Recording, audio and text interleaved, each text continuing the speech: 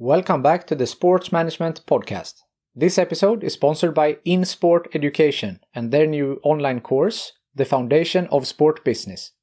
With course modules delivered by sport business experts at companies like the NFL, the Football Association, and Formula E, the Foundations of Sport Business course equips you with everything you need to know to get on or accelerate your career in sport. And for you listeners, I have a great deal.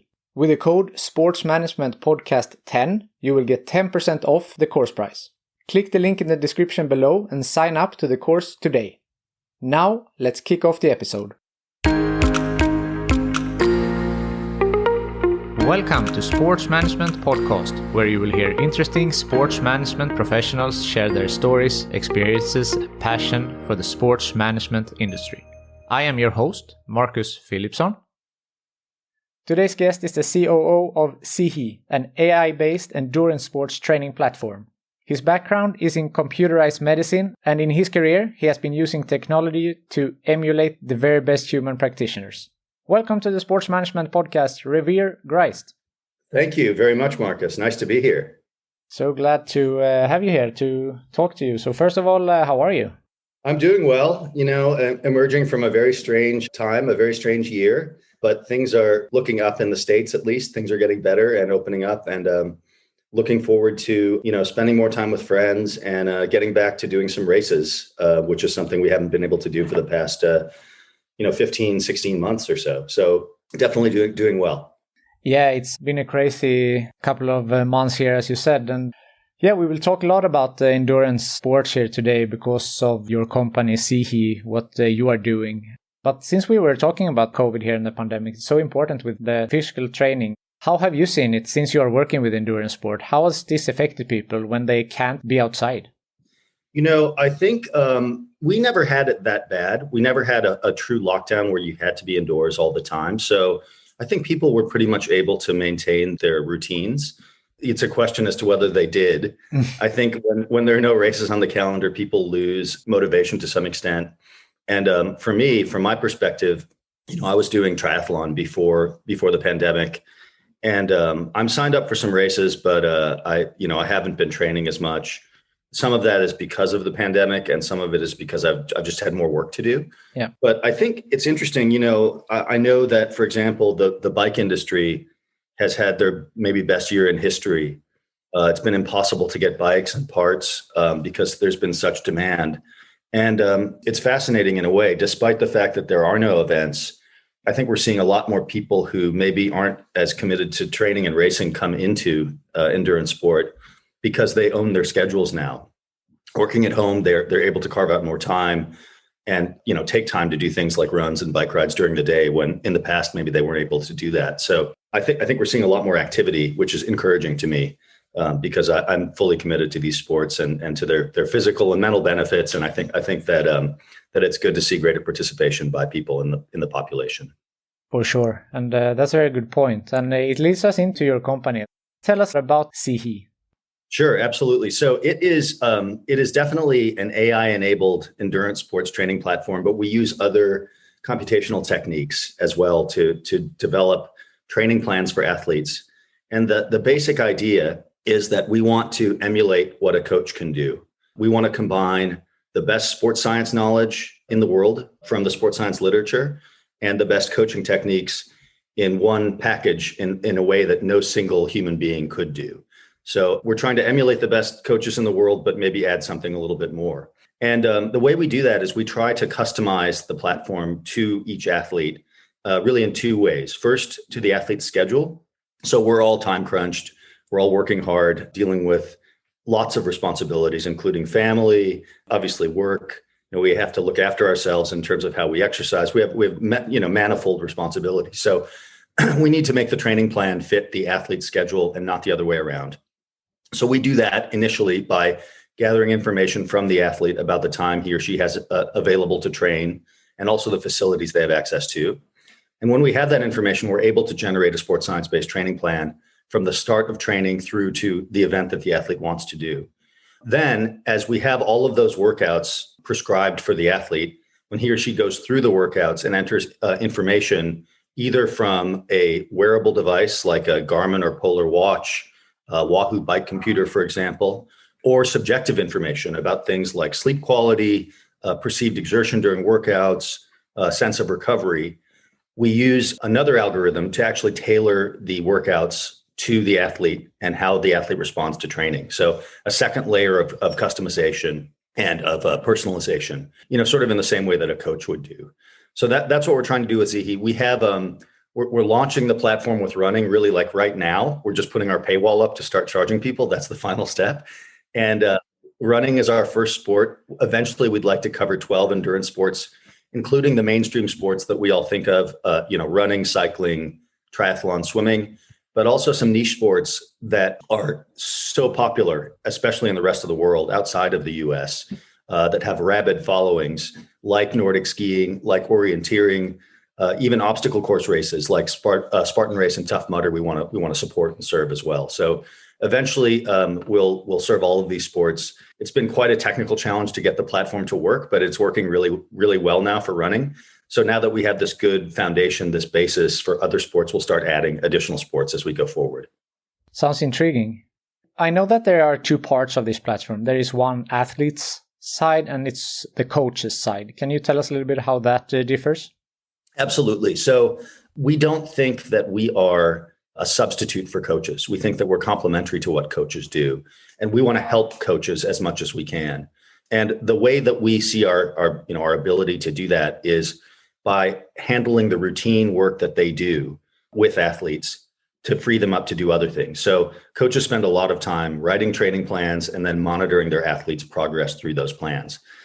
And that's something that, we can emulate with software. We can use a structured approach and do that for the coach to do that heavy lifting so that the coach can, either spend more time with existing athletes or even potentially reach out to new clients and grow their business. So we want to help coaches with their scale issue that they have.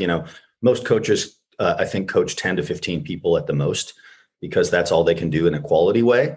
And, obviously that caps the revenue. So with ZIHI, we're trying to help coaches expand their businesses.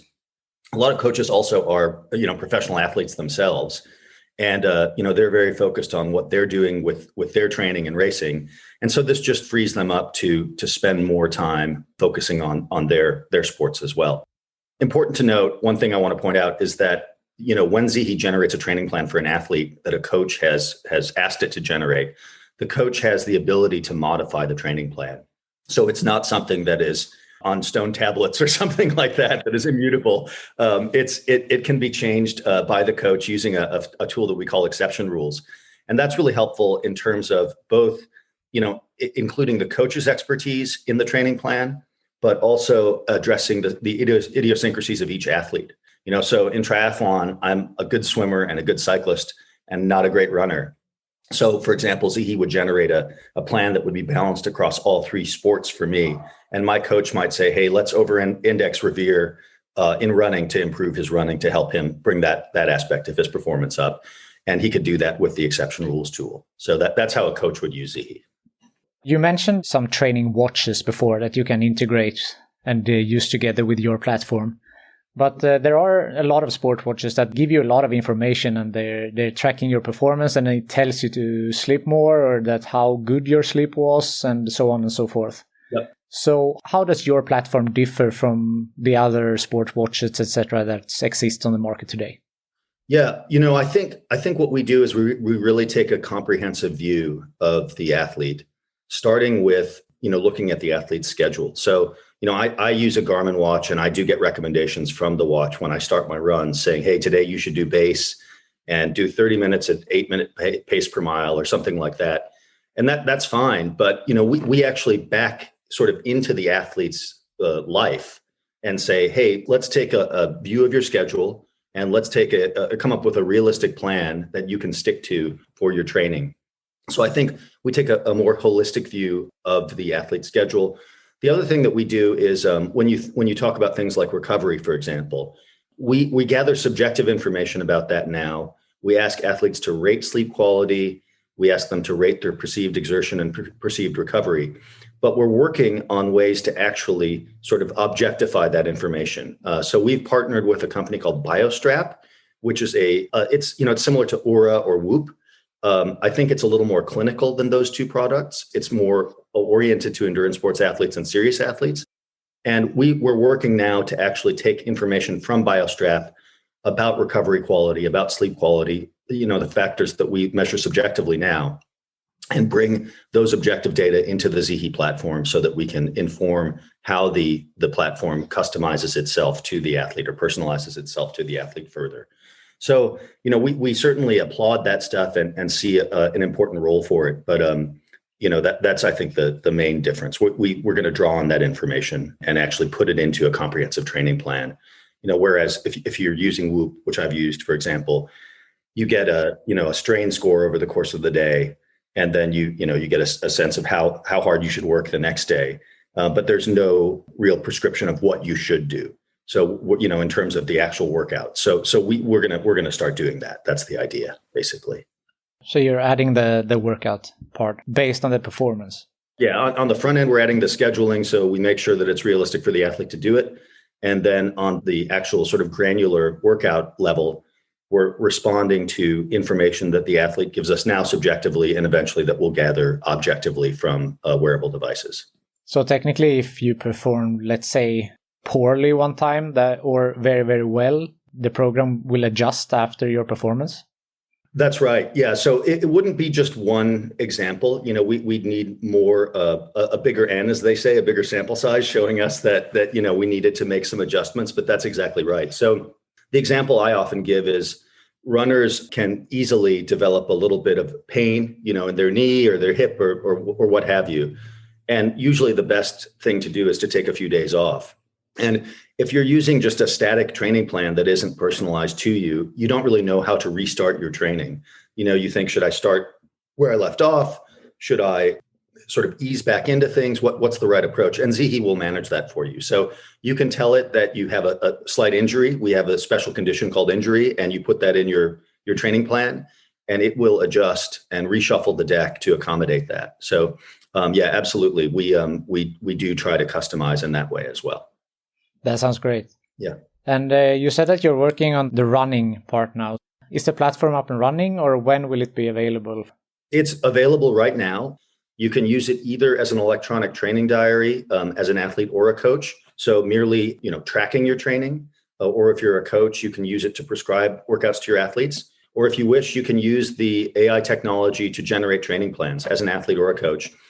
We want it to be a really high quality experience for people who are using it and paying for it. So we're testing it a lot. We're getting feedback from athletes now. We have, I think, around 480 users at the moment. So we're gathering information from them to try to improve the platform and understand what our customers really need. It's at ZIHIPro.com to sign up. And you can also sign up on either iOS or Android apps. It's available both in the App Store and in the Google Play Store as well. So ZIHIPro.com. ZIHIPro.com, ZIHIPRO.com. You got it. This episode is sponsored by Insport Education, the online business school for sport. They offer a range of different courses, for example, Foundations of Sport Business, Private Equity in Sport, and much, much more. As a listener to this podcast, you get 10% off all of their courses using the code SportsManagementPodcast10. Click the link in the description below and sign up today. Our next sponsor is ExpressVPN. If you, like me, are tired of not being able to access different Netflix libraries in your country, or watch sports games not available in your country, then ExpressVPN is for you. All listeners of this podcast get 3 months for free when signing up for a 1-year package. Visit tryexpressvpn.com/sportsmpodcast to learn more. You can find the link in the description below. Talking a little bit about you, your background is in computerized medicine. Yes. So how did you get into the sports industry? It's a great question. So I worked for many years, and I still am working actually in behavioral healthcare, measuring mood and anxiety disorders with computers. So doing assessments and actually doing some treatment of patients with computers as well. So I co-founded a company called Waypoint Health Innovations. And we built, based on some existing intellectual property, 2 treatment programs, one for depression and one for obsessive compulsive disorder. They both used a form of therapy called cognitive behavior therapy, which is really well established and very effective. And I did that for many years. I also have been a passionate endurance sports athlete all my life. Well, at least since age 7 when I started swimming. I swam all through high school and college. I raced bikes after that. And then my coach, my cycling coach, who was a pro triathlete, said, "Hey, given your swimming background, you really should try triathlon." So, I did, we have an Ironman here in Madison. So I did Ironman Wisconsin, which was always on my bucket list, having watched it for many years, in 2018. And that went really well. And then I qualified for Kona for the World Championship in 2019 and did that. I finished 8th in my age group, which I was really happy to do. So I obviously am passionate about sports. Another sort of part of the story for me is that I got involved with a company called NZN Labs, which has a motocross product. It is a telemetry system, a super high resolution GPS system that motocross riders put on their helmets and can then analyze their performance with an app. So it tracks them as they go around the track with very high precision. They can see their line and how it affects their speed through corners, going off jumps, things of this nature. So I helped do some fundraising for them and advise them. So that was really sort of a pivot point for me, point of inflection that allowed me to get into, the sports management business and to start thinking about working in this area myself. When I came in contact with my other co-founder, Yegor Akimov, through a test, actually, he did a blood lactate test for me as a sports scientist, where I rode a bike indoors to failure, increasing the wattage periodically every 3 minutes or every minute or so. And he drew my blood every 3 minutes. He told me what he was thinking of doing with ZIHI. And we talked and talked and talked for about a year. And eventually I said, "Hey, you guys clearly need some help with fundraising. You could use some help with sort of general management and business perspective." I've been involved in some entrepreneurial projects, and we agreed that I'd help them run the company and come on as a co-founder. So that was really how I got into sports management and sports tech. And I've loved working on something that I'm so passionate about and is in some ways very different from what I've done in medicine, but in some ways is very similar because, in the same way that we were trying to emulate the best cognitive behavior therapists in my computerized medicine businesses, we're trying now to emulate the best endurance sports coaches in ZIHI. Yeah, and that must be so precious for the company to have this medical information in-house as well. Potentially, yeah, potentially. I mean, it's really interesting. There's actually a lot of carryover from behavioral health to endurance sports. For example, when people overtrain, that typically presents initially as similar to depression symptoms.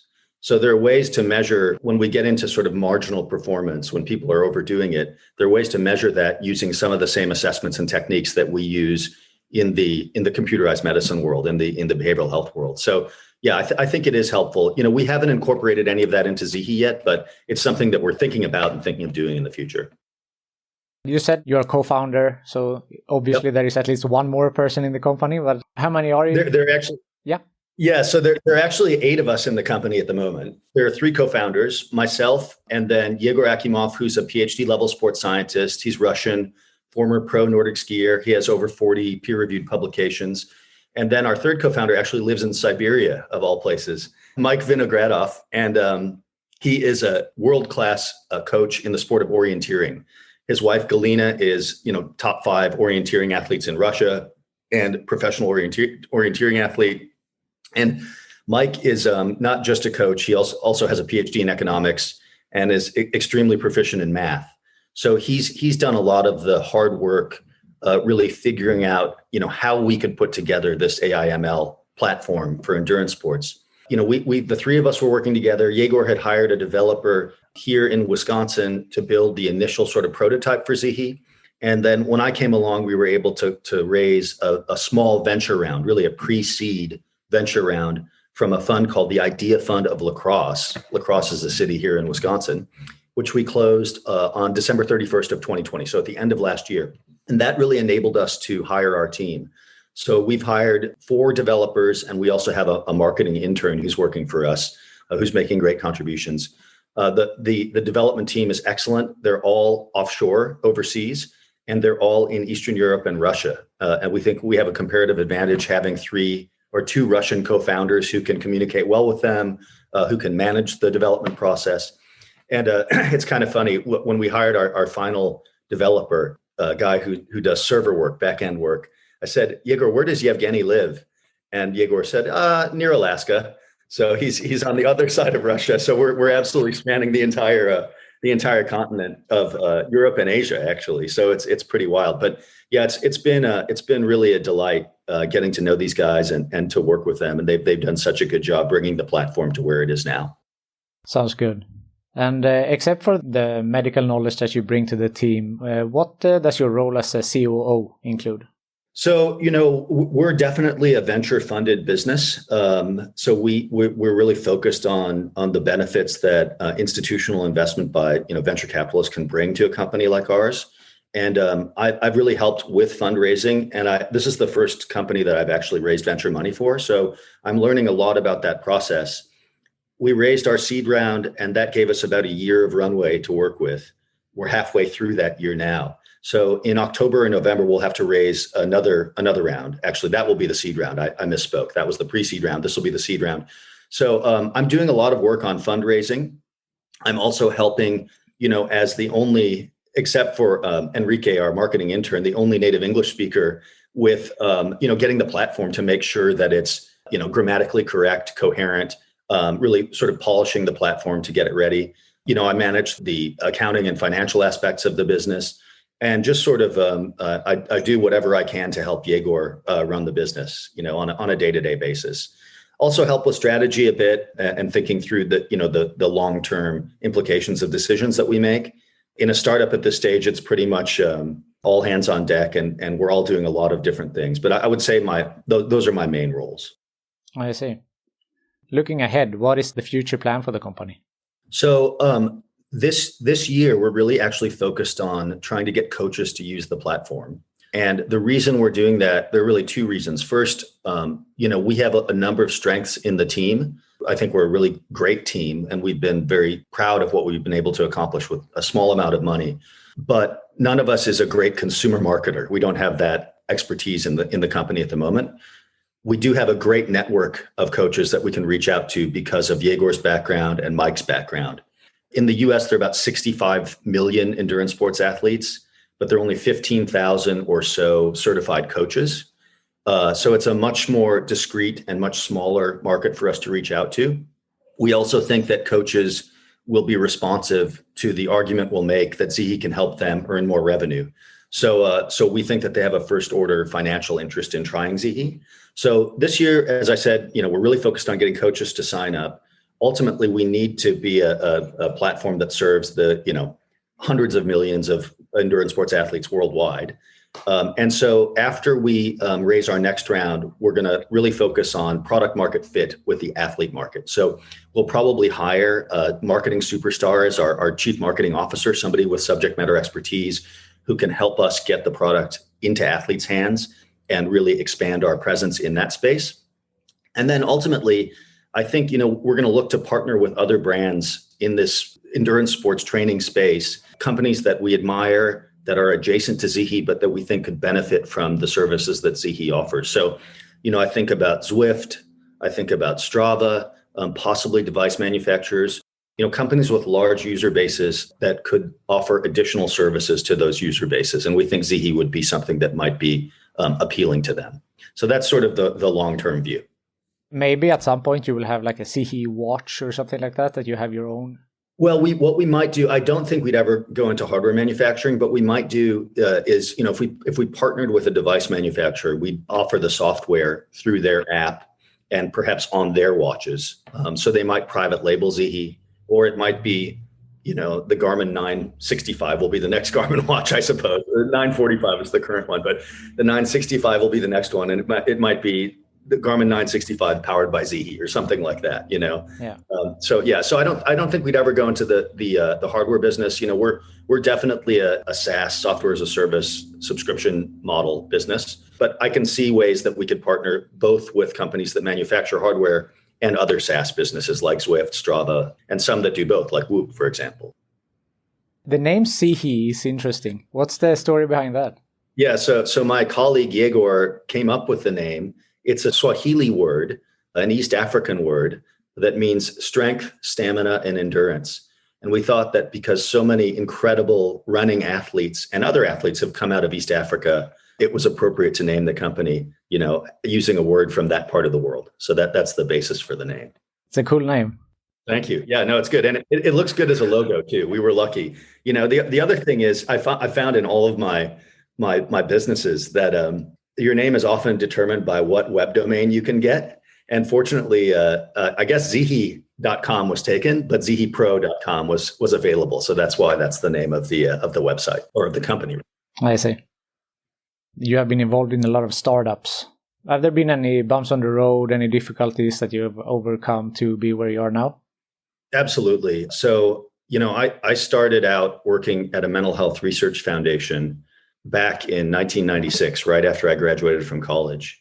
And it was a place that had so many interesting ideas for products, but it was really focused on, the founders were really focused more on research. So a lot of the time we were building things that solved, there were solutions looking for a problem rather than, a solution to a problem that existed in the marketplace. So certainly we've had to avoid that with ZIHI. Another challenge that we've experienced or that I've experienced in some of my businesses is just undercapitalization. So, at times we've had companies that just didn't raise enough money to execute our business plans effectively. And we're obviously very focused on that, avoiding that this time with ZIHI. I would say that in general, everything has panned out. Even the companies that I've started and have left are still going. But there were times where, we weren't sure things were going to work out. Another example I can think of is just not knowing your customers well enough and sort of missing the market a little bit, or being so out in front of the curve that your customers in the market weren't ready for the product yet. That's certainly been the case with some of the computerized medicine treatment programs, which now, especially with the pandemic, have really caught on with telehealth. But, 10 years ago, that wasn't the case as much. There wasn't as much focus on that method of treatment. Also true of the motocross business I mentioned. It was fascinating to see that business start with great enthusiasm and anticipation, and then really face a lot of headwinds, mainly because I think our customers were looking for a much more rudimentary product than we were offering. A lot of motocross riders, and there are many worldwide, I think the number is something like 900,000 worldwide, which is a quite impressive number for that sport, given the cost requirements to get involved. You have to buy a bike and all the gear and this sort of thing. We didn't realize that most motocross riders didn't even know their lap times around the track. And so instead of giving them data that could improve lap time, we just needed to help them understand, how fast they were going. And in fact, that knowing your lap time was fun because then you could compete with your friends. So we, in that business, have been able to change the product mix somewhat to make it more suited to the customers that, were in motocross. So lots of different bumps in the road, and you learn from all of them and hope to not make the same mistake twice. So, and I'm sure there are other mistakes that we're making or will make, but we'll learn from those as well. So yeah, it's been, even at times when it's challenging and not going the way you want it to go, at least that you'll learn from the experience and be able to take it forward and have a better experience the next time. For sure. I think these bumps on the road are unavoidable. It's just how you handle them and how you move on. Yeah, absolutely. Resilience is the key. Approaching the end here, is there something that I haven't mentioned that you feel is important to mention? I don't think so. I really have enjoyed our conversation, and I think we've covered everything that I would want to talk about myself and about ZIHI, and I appreciate the opportunity to speak with you. I think it's fantastic. I guess I have a question for you, if that's okay. Of course. I'm seeing the pictures of hockey on your wall. Are you a hockey fan? I am a big hockey fan. My day job is also in hockey, so definitely a hockey fan. Wonderful, yeah, because we have great hockey program here at the University of Wisconsin. Yeah. Yeah, they've been fantastic for many, many years. Many of the players on the famous 1980 Olympics team that beat the Russians came from University of Wisconsin. And until, this winter, my next door neighbor was the coach of the hockey team, a guy named Tony Granato, who played for the Yeah, absolutely. Yeah. Tony Granato was my next door neighbor, and he just moved down the street to a house that they built. Yeah. But it was nice to talk with him about the program, and the program really has had a renaissance under him. So we didn't do as well in the NCAA tournament this year as we had hoped to do. I think we exited in the first round, lost to Bemidji State from Minnesota. But I think it's really on the upswing now, and I'm really excited to watch their progress. So hockey's a big part of Wisconsin, and I saw your photos there and wanted to comment on that. So I'm glad to hear it, and a shout out to Miracle on Ice, also the movie. There you go. Yeah, it was a fantastic thing. Do you believe in miracles? That's right. Yeah. Absolutely. So before I let you go, the last question that I ask everyone is, if you could choose the next guest on my podcast, who would you recommend?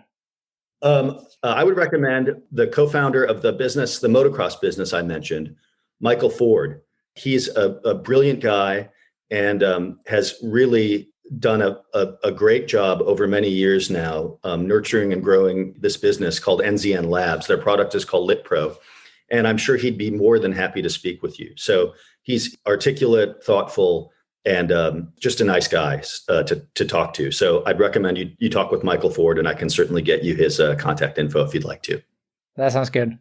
Yeah, absolutely. Let's see if we can make that happen here in the future. Yeah, absolutely. The other thing I guess I'll say is I have a big motorsports background too. So I raced cars for about 20 years, and I won the national championship in a car called the Formula Continental in 2011.